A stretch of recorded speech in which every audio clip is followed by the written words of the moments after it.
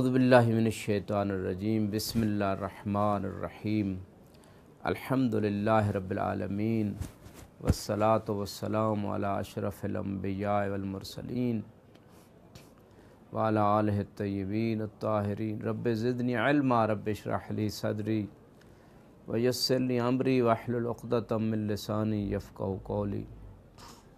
عزیزان محترم، یہ 37 نمبر والیوم میں ہم آپ کو اخلاق اہل بیت علیہ السلام کے عنوان سے وہ پوائنٹس بتا رہے ہیں کہ جو قرآن و اہل بیت سے ہم تک پہنچے ہیں، ان کو سمجھ کر اپنی لائف میں اپنا کر ہم بہت ساری کامیابیوں کو دنیاوی اعتبار سے بھی حاصل کر سکتے۔ آج دنیا زوال کا شکار ہے ہر حوالے سے، حتیٰ مادی حوالے سے۔ آج دنیا پریشان حال ہے، آج دنیا جنگوں کا شکار ہے، آج دنیا مرضوں کا شکار ہے، آج دنیا بے سکون ہے، دنیا مسائل کی آماجگاہ ہے، دنیا پریشانیوں کا گھر ہے۔ اس کی ایک بیسک ریزن یہ بھی ہے کہ دین کو سمجھ کر اس پہ عمل نہیں کیا گیا، پورے دین کو نہیں اپنایا گیا۔ جزوی طور پہ کچھ لوگوں نے دین کی چند چیزیں لے لی ہیں۔ اگر پورے دین کو اپنا لیا جاتا تو یہ دنیا بھی جنت کا سماں پیش کرتی۔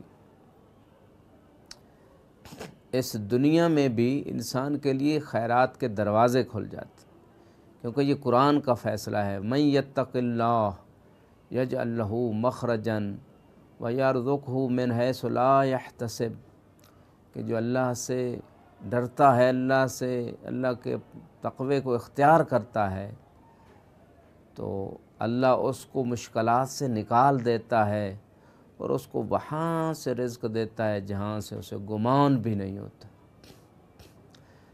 تو لہٰذا دنیا کے مسائل کا حل، دنیا کی محبت کا نکالنا، دنیا سے نفرت، اللہ کی محبت کو اپنے دل میں اجاگر کرنا، اللہ کی اطاعت کو اپنانا، اپنے بھی تمام اعضاء و جوارح کے اوپر اور دوسروں کو بھی اس کی دعوت دینا، اسی میں دنیا کی بھی کامیابی ہے، اسی میں آخرت کی بھی کامیابی ہے۔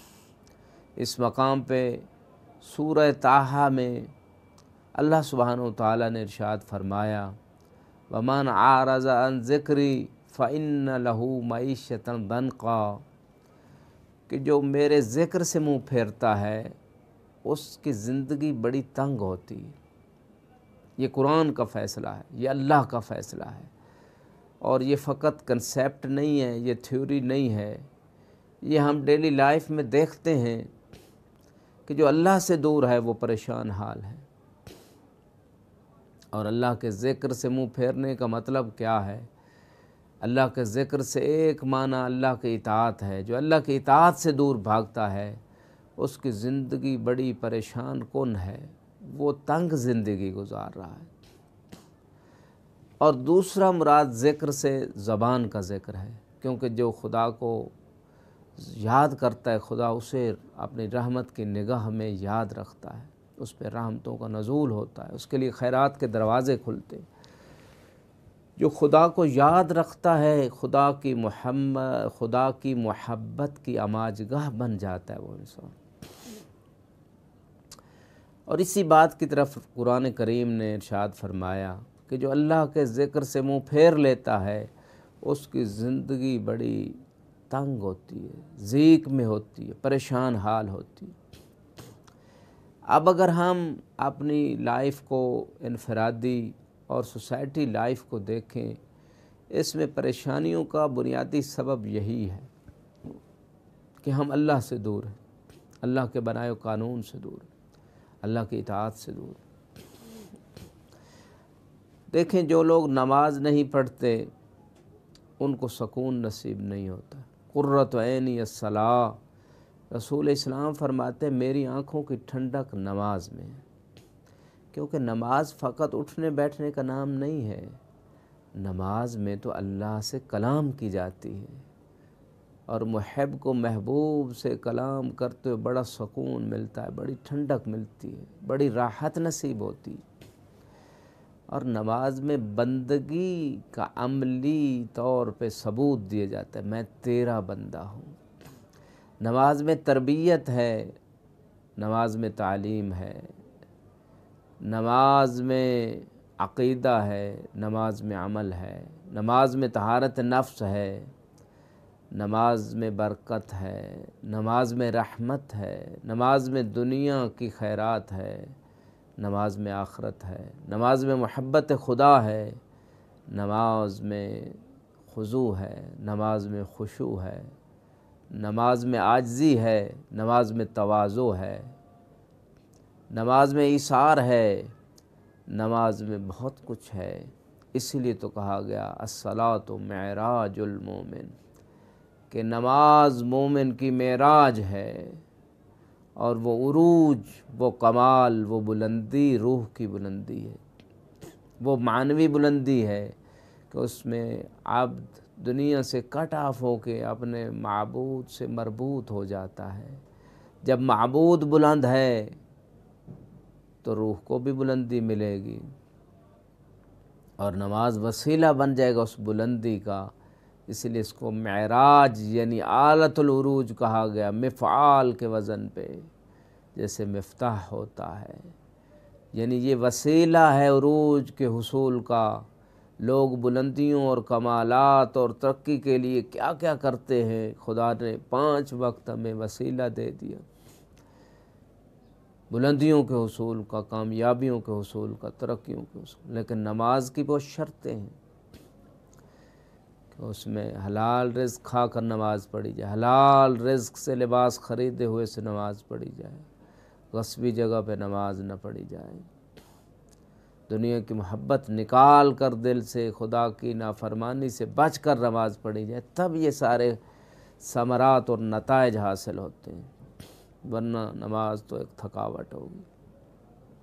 ان الصلاۃ تنہی عن الفحشاء والمنکر، نماز برائی سے روکتی ہے، برے کاموں سے روکتی ہے، اور اگر نہیں روک رہی تو یہ نماز قبول نہیں ہے۔ یہی تو اللہ سبحانہ وتعالیٰ سورہ طٰہٰ میں ارشاد فرما رہا ہے، من اعرض عن ذکری، جو میری طاعت سے دور بھاگتا ہے اس کی تو زندگی بڑی خراب ہے، اس کی زندگی بڑی پریشان حال ہے۔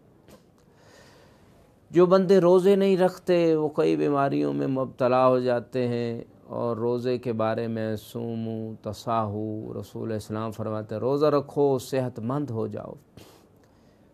تو جو روزے سے بھاگتا ہے طبعاً اس کی زندگی پریشان حال ہوگی۔ روزے میں روحانی صحت بھی ہے، جسمانی صحت بھی ہے۔ صوموا وان تصوموا خیر لکم، قرآن کہتا ہے روزہ رکھو یہ تمہارے لیے بہتر ہے۔ تو جو ہمارے لیے بہتر ہے ہم اس کو کیوں چھوڑیں؟ جس کو بہتر خدا کرے، جس نے ہمیں پیدا کیا ہے وہی بہتر بتا سکتا ہے نا کہ کیا تمہارے لیے بہتر ہے، کیا نقصان دہ ہے۔ اگر ایک شخص نے، دنیاوی شخص نے کوئی چیز بنائی ہے تو اس کی جو صناعت ہے وہ بتا سکتا ہے اس کے لیے پانی نقصان دہ ہے، کیا چیز مفید ہے۔ اسی طرح اللہ نے ہمیں پیدا کیا، وہ خالق، وہ بتا سکتا ہے، وہ سمجھتا ہے، وہ جانتا ہے کیا بہتر ہے کیا بدتر ہے۔ لہذا خدا کا ذکر، خدا کی طاعت، یہ ہماری زندگیوں کو بہتر بنا سکتی، دنیا کی زندگی کو بھی آخر۔ یہ قرآن کہہ رہا ہے، یہ قرآن کا فیصلہ ہے۔ اور ہم دیکھتے ہیں کہ جو زکوٰۃ نہیں دیتے، جو خمس نہیں دیتے، جو سود کے کاروبار میں مبتلا ہے، ان کے رزق میں برکت نہیں ہے۔ وہ لاکھوں اربوں کی کرپشن کرتے چلے جاتے ہیں، وہ ٹیکس لگاتے چلے جاتے ہیں، وہ چوری سے چوریاں کرتے چلے جاتے ہیں، وہ کرپشن کرتے چلے جاتے ہیں، لیکن ان کی ضروریات پوری نہیں ہوتی، ان کا دل نہیں بھرتا۔ یہ وہ لوگ ہیں جو خدا کے ذکر سے، خدا کی طاعت سے منہ موڑے ہوئے ہیں۔ لہٰذا ایسے لوگ جو ہے ان کی زندگی تنگ ہے، وہ اندر سے تنگ دل ہیں، وہ اندر سے پریشان ہیں۔ ظاہری طور پہ ہمیں فرحان و خوش و کامیاب نظر آتے ہیں، یہ کامیاب نہیں ہے، نہ دنیا میں نہ آخرت میں، ان کا حساب سخت ہے۔ یہی بات اللہ سبحانہ وتعالیٰ کی اس بات کو کاش ہم سب سمجھ جائیں تو ہماری دنیا و آخرت بہتر ہو جائے، ہم کامیاب ہو جائیں۔ وآخر دعوانا الحمد للہ رب العالمین، والسلام علیکم ورحمۃ اللہ وبرکاتہ۔